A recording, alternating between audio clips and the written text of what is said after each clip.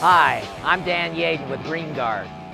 I'm on top of a warehouse here in sunny Jacksonville, Florida, where we're going to be installing GreenGuard roofing recovery board in a high-performance re-roofing application. This is Jim Ricci of JRC Services. They'll be doing the install today.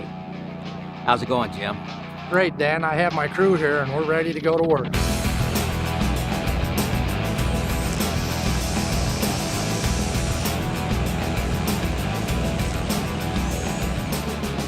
There are two types of ways to do this project.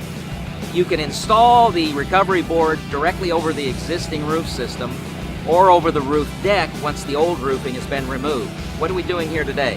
For this project, Dan, we're going to be installing over the existing roofing system. Sounds good. And it's important when doing a quality install like this to make sure you repair any damage to the existing roof before you put the new board down. If you're using the GreenGuard fan fold roofing recovery board, be sure to bend the fold back so it will relax and lay flat. Unfold about 4 to 6 panels at a time. If you're installing a flat sheet board, then install one sheet at a time. But remember, only install as much board as you can cover that day with new roof covering. She's a fine day. We ought to be able to get a lot done. When you're putting the board down, make sure it lays flat and the edges are butted together. You can see that Josh here is making sure that the printed side is up, just like the specifications say. Josh, how'd your parents do so well with you? I could never get my kids to follow directions.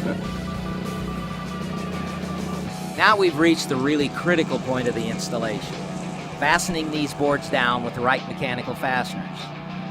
Jim, what are you guys using for this project? On this particular project, Dan, we're going to be using a 5-inch screw with a 3-inch metal plate, attaching it through the surface of the membrane down to the metal deck. Well, that should work great. With each install, you gotta choose the right fastener based on the type of roof deck, whether it's concrete, metal, or wood. And the fastener has to be long enough to go through the board and into the roof deck underneath. Here are some of the options for fasteners. You can see the different metal and plastic plates, each with a minimum 2-inch diameter. The fasteners are installed using a common drill or drill with an extension. There is also custom equipment available that feeds the screws and plates automatically. Be sure to drive the screws in straight and make sure the plate is secure against the board surface. If you make a mistake, like overdriving, underdriving, or damaging a fastener, just remove it and replace it with a new one. Now there are a couple of different fastener patterns you'll want to use, depending on whether the new single-ply roof membrane is black or light colored. Here's the pattern for a light colored membrane.